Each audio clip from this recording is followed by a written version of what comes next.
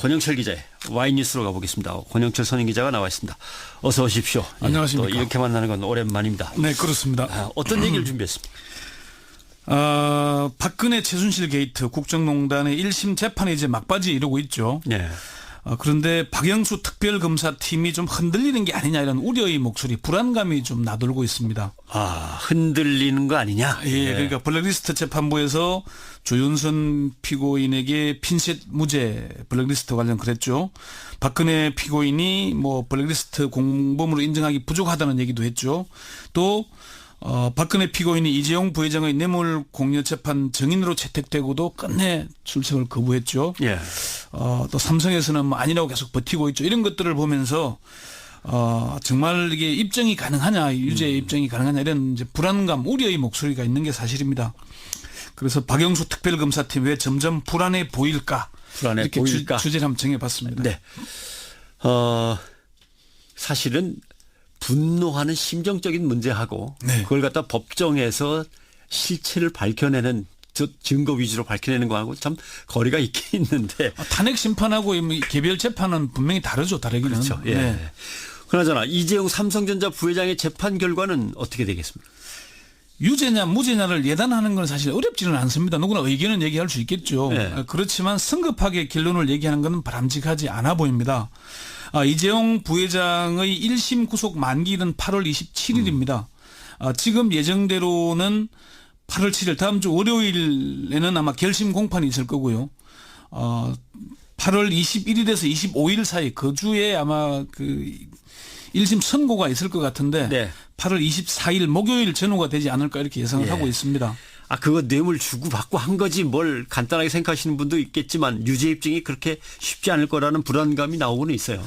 시중에 그런 불안감이 있는 게 사실입니다. 왜냐하면 재판이나 일부 언론의 보도만 보면은 이재용 부회장의 뇌물 공여 혐의를 두고 팽팽하게 맞서고 있다거나 심지어 결정적 한방 이른바 스모킹건이 없다는 보도까지 나오면서 시중에는 그런 우려의 목소리가 나오는 게 사실입니다. 예. 이재용 부회장의 뇌물 공여 유죄가 흔들린다면 당연히 박근혜 최순실의 뇌물 수수 혐의 입증도 흔들리겠죠.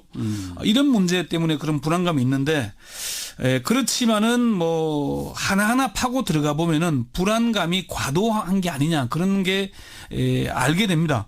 특검에서는 별로 걱정할 일이 아니라고 하는 그런 입장입니다. 예. 하나하나 따져보죠. 뭐 국정농단은 능력 없는 대통령이 국정을 엉망으로 했다는 간단한 얘기지만 그러나 법정에서 법으로 처벌할 수 있는 것들은 분명히 이제 뇌물, 뇌물 얼마를 어떻게 해서 받았고 대가가 뭐고 이게 나와야 되는 건데요. 예, 삼성 관련 재판부터 한번 얘기를 해보죠. 그렇죠. 국정농단 사건의 가장 핵심 중 하나가 삼성그룹 관련 뇌물죄 부분이죠. 뇌물에서 핵심이 뭡니까? 돈이 오고 갔느냐 하는 거잖아요. 그렇죠. 예. 삼성그룹에서 돈을 준 사실을 부인하는 진술을 들어본 적이 있습니까? 없는 것 같은데요. 초기에는 뭐 돈은 갔어요. 초기에는 부인하고 그랬지만 지금 재판 과정에서는 그 부분은 삼성이 부인하지 않습니다. 예. 박영수 특별검사는 뇌물죄에서 가장 중요한 것은 돈이 오고 간 사실을 밝히는 것이다. 그런데 이 부분에서는 다툼이 없다. 왜 돈을 줬느냐, 돈을 준 이유가 뭐냐 이걸 두고 서로 다투고 있다는 것이죠. 박 특검이 살인죄 수사를 예를 들면서 사람을 죽였다는 건 입증이 됐고 다툼이 없다. 그런데 왜 죽였느냐, 살해 이유를 가지고 다투고 있는 것과 유사하다고 얘기를 했습니다. 그러니까 가장 중요한 핵심 쟁점은 돈이 오고 간 사실에는 다툼이 없다. 그걸 잊지 말아라고 얘기를 하더라고요. 시체 자체는 범죄가 되지만 돈 자체는 그렇게 시체만큼의 범죄 입증은 안 될 것 같은데 좀 약간. 그러니까 성완종 리스트 관련해서 이완구 전 총리나 홍준표 전 경남지사가 항소심에서 무죄가 선고됐는데 이유는 돈을 줬다는 진술을 믿지 못하거나 입증이 안 됐다는 것이지. 그렇죠. 왜 돈을 줬느냐 하는 건 아니라는 거죠. 그러니까 이게 돈을 주고 간 사실이 입증이 되면은 나머지는 간접 증거나 정황 증거로 충분히 입증이 가능하다는 얘기를 하는 거고요. 간접이나 정황이 아닌 결정적인 뭔가를 좀 있어야 되는 거 아니냐. 근데 그 얘기 아닙니까? 일부 언론에서는 이제 그런 걸 가지고 뭐 스모킹건이 없다, 입증이 안 되는 거 아니냐 그런 주장을 하는데 변호인들의 전략을 그대로 받아서 보도하기 때문입니다. 아하. 삼성 이재용 부회장 관련 언론 보도, 특히 특정 매체들의 보도를 보면은 아주 디테일한 부분을 강조를 하면서 특검이 입증을 하지 못한 것처럼 몰고 가는 경향이 있습니다. 예. 그 매체들의 이름을 거론하면 할 수도 있지만은 아마 여러분들 다 검색해 보면 다 알 수 있는 겁니다. 예, 읽다 보면은 아이고 삼성 측 사람 만나가지고 한 2시간 얘기는 했겠군 이런 게 있죠. 예, 짐작가는 게. 예. 또 삼성그룹의 대응도 일관성이 없다는 평가를 받습니다. 처음부터 강요에 의한 것이라는 큰 틀에는 변화가 없다고 하지만은 재판 때마다 그때그때 다른 모습을 보이고 있습니다. 박근혜 피고인 재판의 증인으로 출석해서는 일제히 증언 거부를 했죠. 또 어제는 이재용 부회장에게는 보고하지 않았다거나 내가 결정했다면서 이 부회장 보호에 나서고 있잖아요. 예. 특검의 핵심 관계자는 삼성의 변론 기조에 일관성이 없이 왔다 갔다 한다. 저렇게까지 나올 줄은 몰랐다 이런 얘기를 하고 있습니다. 네. 보고하지 않았다. 보고를 왜 안 했냐고 나중에 질책을 받으면 책임까지 지려고 했다 뭐 이런 식으로 해서 윗사람을 보호하는 그런 것들이 많이 나왔습니다. 전두환 노태우 두 전직 대통령도 재벌 총수로부터 이른바 통치자금 명목으로 거액을 받았는데 결국은 뇌물죄로 처벌을 받지 않았습니까? 예. 뭐를 해줄 테니까 얼마를 내시오 이렇게 얘기는 안 했지만 잘 좀 해봅시다. 그러면 돈은 들어오고 이것도 결국은 포괄적으로 보면은 그 뇌물 아니야 이렇게 될 수 있는 거예요. 그 삼성그룹에서 주장하는 대로 강요에 의한 금품 제공이라면은 민주국가인 대한민국 대통령은 뭐가 되겠습니까? 그렇죠. 뭐 하하. 군사 독재 시절이던 전두환 전 대통령도 강요죄로 처벌받지는 않았습니다. 네. 자, 삼성의 재판 전략은 결국 큰 틀에서는 뭐 인정하는데 디테일하게 들어가면서는 혐의에서 살살 빠져나가는 이런 전략인가요? 이게 디테일의 오류라고 얘기하는데요. 디테일만 가지고 주장을 하면 사람들이 이목을 흐리게 됩니다. 큰 틀에 돈을 주고 준 거는 맞고 그다음은 대가성을 따지고 가는데 뭐는 맞고 뭐는 아니고 이렇게 따지고 있다 보면은 본질은 사라지고 그 디테일만 남게 되는 거거든요. 그렇죠. 사람들이 디테일의 착각, 디테일의 오류에 빠지게 된다는 건데 지금 뭐 어제 재판에서 이재용 부회장의 얘기를 들어보면은 도대체 삼성그룹의 최고 책임자는 최지성 부회장이냐 이렇게 얘기 되거든요. 그리고 막판에 다가오니까 이제 이재용 부회장을 보호하기 위해서 최지성 부회장, 장충기 사장 등이 뭐 모르쇠 전략 또는 보고하지 않았다는 전략, 내가 했다는 전략 이렇게 전략으로 나가고 있어요. 예. 그래서 그게 어떻게 미칠지는 잘 모르겠습니다. 예. 그나저나 박근혜 전 대통령은 어제 공판에도 불출석했는데 증인 신문 없이 재판을 이렇게 마무리할 수 있는 겁니까? 그럴 수밖에 없을 것으로 보입니다. 사실 박근혜 피고인이 나와서 증언을 하냐 안 하냐에 따라 크게 달라지지는 않습니다. 예. 특검에서는 박근혜 피고인이 나와서 뭔가 심경의 변화를 일으켜 줄 것을 기대는 했던 것 같은데 예. 그거 없이도 갈 수 있는 건데 박근혜 이제 피고인이 증언 거부를 한다는 자체가 심정으로는 사실 불리하지 않겠습니까? 예. 그럴 겁니다. 어쨌건 뭐 박근혜 전 대통령이 나와서 이제 뭐 증언 선서를 하고 증인으로서의 진술을 하는 건 들을 수 없게 됐습니다. 네. 그나저나 모든 사람들의 관심은 이것보다는 블랙리스트 그러면 조윤선 피고인은 어떻게 되는 거야? 이거 요새 아직도 이제 2라운드로 있습니다. 넘어갔죠. 이제 뭐 특검이 항소를 했고 김기춘 피고인도 항소를 했으니까요. 그런데 중요한 핵심은 김상률 전 교문수석은 사실은 불구속 재판을 받다가 혐의를 부인했는데도 결국 법정 구속됐잖아요. 예. 그러니까 조윤선 피고만 콕 집어서 핀셋 무죄를 한 부분인데 결국 특검에서는 보강 수사를 의뢰할 예정입니다. 예. 검찰이 수사를 더 해서 이제 유죄를 입증하게 되겠죠. 그런 부분들을 좀 잘 해야 될 겁니다. 그러면 밖에서 보는 특검이 불안해진 것 같다라고 하는 느낌은 우리의 느낌이고 특검은 나름대로 아직은 자신이 있다는 거고. 그게 언론의 보도에 의해서 사람들이 흔들리는 것인데 재판은 끝나봐야 아는 것입니다. 성급하게 판단하는 일도 아니고요. 차라리 저 변호인은 왜 저런 주장을 하는지 또 어떤 매체가 왜 저렇게 보도하는지 그 행간을 읽는 게 바람직할 것입니다. 예. 재판부도 이런 재판이 국정농단 사건이 엄청난 국기문란 사건이고 역사적으로 아주 중요한 사건이라는 걸 잊지 않고 있을 겁니다. 아마 좀 차분하게 지켜보는 게 중요할 겁니다. 네, 알겠습니다.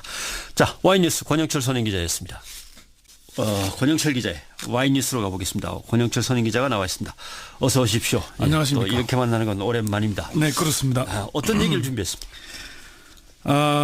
박근혜 최순실 게이트 국정농단의 1심 재판이 이제 막바지에 이르고 있죠. 네. 그런데 박영수 특별검사팀이 좀 흔들리는 게 아니냐 이런 우려의 목소리, 불안감이 좀 나돌고 있습니다. 아, 흔들리는 거 아니냐? 예, 그러니까 블랙리스트 재판부에서 조윤선 피고인에게 핀셋 무죄 블랙리스트 관련 그랬죠. 박근혜 피고인이 뭐 블랙리스트 공범으로 인정하기 부족하다는 얘기도 했죠. 또 박근혜 피고인이 이재용 부회장의 뇌물 공여 재판 증인으로 채택되고도 끝내 출석을 거부했죠. 예. 또 삼성에서는 뭐 아니라고 계속 버티고 있죠. 이런 것들을 보면서 권영철 기자의 와이뉴스로 가보겠습니다. 권영철 선임 기자가 나와 있습니다. 어서 오십시오. 안녕하십니까. 또 이렇게 만나는 건 오랜만입니다. 네, 그렇습니다. 어떤 얘기를 준비했습니까? 박근혜 최순실 게이트 국정농단의 1심 재판이 이제 막바지 이르고 있죠. 네. 그런데 박영수 특별검사팀이 좀 흔들리는 게 아니냐 이런 우려의 목소리, 불안감이 좀 나돌고 있습니다. 아, 흔들리는 거 아니냐? 예, 그러니까 블랙리스트 재판부에서 조윤선 피고인에게 핀셋 무죄 블랙리스트 관련 그랬죠. 박근혜 피고인이 뭐 블랙리스트 공범으로 인정하기 부족하다는 얘기도 했죠. 또 박근혜 피고인이 이재용 부회장의 뇌물 공여 재판 증인으로 채택되고도 끝내 출석을 거부했죠. 예. 또 삼성에서는 뭐 아니라고 계속 버티고 있죠. 이런 것들을 보면서 정말 이게 입증이 가능하냐, 유죄 입증이 가능하냐 이런 이제 불안감, 우려의 목소리가 있는 게 사실입니다. 그래서 박영수 특별검사팀 왜 점점 불안해 보일까? 불안해 이렇게 보일까? 주제를 한번 정해봤습니다. 네. 사실은 분노하는 심정적인 문제하고 네. 그걸 갖다 법정에서 실체를 밝혀내는 증거 위주로 밝혀내는 거하고 참 거리가 있긴 있는데. 탄핵 심판하고 이 개별 재판은 분명히 다르죠. 다르기는. 그렇죠. 예. 네. 그나저나 이재용 삼성전자 부회장의 재판 결과는 어떻게 되겠습니까? 유죄냐 무죄냐를 예단하는 건 사실 어렵지는 않습니다. 누구나 의견은 얘기할 수 있겠죠. 네. 그렇지만 성급하게 결론을 얘기하는 건 바람직하지 않아 보입니다. 이재용 부회장의 1심 구속 만기는 8월 빠져나가는 이런 전략인가요? 이게 디테일의 오류라고 얘기하는데요. 디테일만 가지고 주장을 하면 사람들이 이목을 흐리게 됩니다. 컨트롤에 돈을 주고 준 거는 맞고 그다음은 대가성을 따지고 가는데 뭐는 맞고 뭐는 아니고 이렇게 따지고 있다 보면은 본질은 사라지고 그 디테일만 남게 되는 거거든요. 그렇죠. 사람들이 디테일의 착각, 디테일의 오류에 빠지게 된다는 건데 지금 뭐 어제 재판에서 이재용 부회장의 얘기를 들어보면은 도대체 삼성그룹의 최고 책임자는 최지성 부회장이냐 이렇게 얘기가 되거든요. 그리고 막판에 다가오니까 이제 이재용 부회장을 보호하기 위해서 최지성 부회장, 장충기 사장 등이 뭐 모르쇠 전략 또는 보고하지 않았다는 전략, 내가 했다는 전략 이렇게 전략으로 나가고 있어요. 예. 그래서 그게 어떻게 미칠지는 잘 모르겠습니다. 예. 그나저나 박근혜 전 대통령은 어제 공판에도 불출석했는데 증인 신문 없이 재판을 이렇게 마무리할 수 있는 겁니까? 그럴 수밖에 없을 것으로 보입니다. 사실 박근혜 피고인이 나와서 증언을 하냐 안 하냐에 따라 크게 달라지지는 않습니다. 예. 특검에서는 박근혜 피고인이 나와서 뭔가 심경의 변화를 일으켜 줄 것을 기대는 했던 것 같은데 예. 그거 없이도 갈 수 있는 건데 박근혜 이제 피고인이 증언 거부를 한다는 자체가 심정으로는 사실 불리하지 않겠습니까? 예. 그럴 겁니다. 어쨌건 뭐 박근혜 전 대통령이 나와서 이제 뭐 증언 선서를 하고 증인으로서의 진술을 하는 건 들을 수 없게 됐습니다. 네. 그나저나 모든 사람들의 관심은 이것보다는 블랙리스트 그러면 조윤선 피고인은 입증을 하지 못한 것처럼 몰고 가는 경향이 있습니다. 예. 그 매체들의 이름을 거론하면 할 수도 있지만은 아마 여러분들 다 검색해 보면 다 알 수 있는 겁니다. 예. 읽다 보면은 아이고 삼성 측 사람 만나가지고 한 2시간 얘기는 했겠군 이런 게 있죠. 예, 짐작가는 게. 예. 또 삼성그룹의 대응도 일관성이 없다는 평가를 받습니다. 처음부터 강요에 의한 것이라는 큰 틀에는 변화가 없다고 하지만은 재판 때마다 그때그때 다른 모습을 보이고 있습니다. 박근혜 피고인 재판의 증인으로 출석해서는 일제히 증언 거부를 했죠. 또 어제는 이재용 부회장에게는 보고하지 않았다거나 내가 결정했다면서 이 부회장 보호에 나서고 있잖아요. 예. 특검의 핵심 관계자는 삼성의 변론 기조에 일관성이 없이 왔다 갔다 한다. 저렇게까지 나올 줄은 몰랐다 이런 얘기를 하고 있습니다. 네. 보고하지 않았다. 보고를 왜 안 했냐고 나중에 질책을 받으면 책임까지 지려고 했다 뭐 이런 식으로 해서 윗사람을 보호하는 그런 것들이 많이 나왔습니다. 전두환 노태우 두 전직 대통령도 재벌 총수로부터 이른바 통치자금 명목으로 거액을 받았는데 결국은 뇌물죄로 처벌을 받지 않았습니까? 예. 뭐를 해줄 테니까 얼마를 내시오 이렇게 얘기는 안 했지만 잘 좀 해봅시다. 그러면 돈은 들어오고 이것도 결국은 포괄적으로 보면은 그거 뇌물 아니야 이렇게 될 수 있는 거예요. 그 삼성그룹에서 주장하는 대로 강요에 의한 금품 제공이라면은 민주국가인 대한민국 대통령은 뭐가 되겠습니까? 그렇죠. 뭐 하하. 군사 독재 시절이던 전두환 전 대통령도 강요죄로 처벌받지는 않았습니다. 네.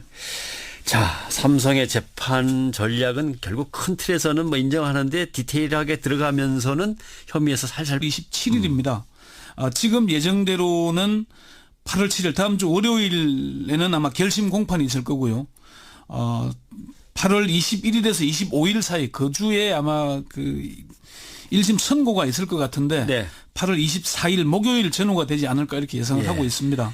그거 뇌물 주고받고 한 거지 뭘 간단하게 생각하시는 분도 있겠지만 유죄 입증이 그렇게 쉽지 않을 거라는 불안감이 나오고는 있어요.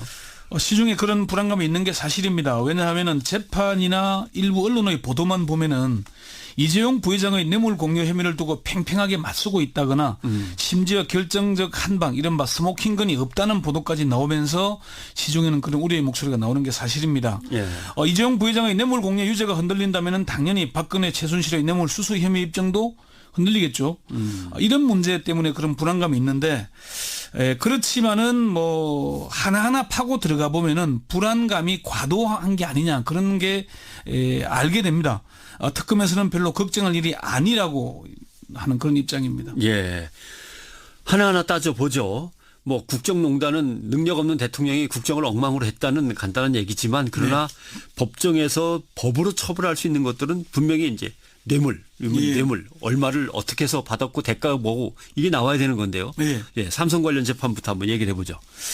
그렇죠. 국정농단 사건의 가장 핵심 중 하나가 삼성그룹 관련 뇌물죄 부분이죠. 뇌물에서 핵심이 뭡니까? 돈이 오고 갔느냐 하는 거잖아요. 그렇죠. 예. 삼성그룹에서 돈을 준 사실을 부인하는 진술을 들어본 적 있습니까? 없는 것 같은데요. 초기에는 뭐 돈은 갔어요. 초기에는 부인하고 그랬지만 지금 재판 과정에서는 그 부분은 삼성이 부인하지 않습니다. 예. 박영수 특별검사는 뇌물죄에서 가장 중요한 것은 돈이 오고 간 사실을 밝히는 것이다. 그런데 이 부분에서는 다툼이 없다. 왜 돈을 줬느냐, 돈을 준 이유가 뭐냐 이걸 두고 서로 다투고 있다는 것이죠. 박 특검이 살인죄 수사를 예를 들면서 사람을 죽였다는 건 입증이 됐고 다툼이 없다. 그런데 왜 죽였느냐, 살해 이유를 가지고 다투고 있는 것과 유사하다고 얘기를 했습니다.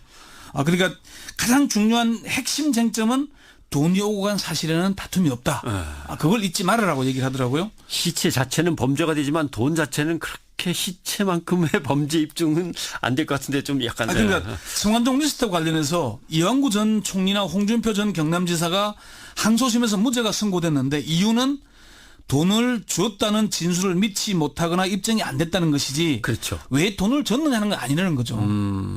그러니까 이게 돈을 주고 간 사실이 입증이 되면은 나머지는 간접 증거나 정황 증거로 충분히 입증이 가능하다는 얘기를 하는 거고요. 간접이나 정황이 아닌 결정적인 뭔가를 좀 있어야 되는 거 아니냐. 근데 그 얘기 아닙니까? 일부 언론에서는 이제 그런 걸 가지고 뭐 스모킹건이 없다, 입증이 안 되는 거냐 이런 주장을 하는데 변호인들의 전략을 그대로 받아서 보도하기 때문입니다. 아하. 삼성 이재용 부회장 관련 언론 보도, 특히 특정 매체들의 보도를 보면은 아주 디테일한 부분을 강조를 하면서 특검이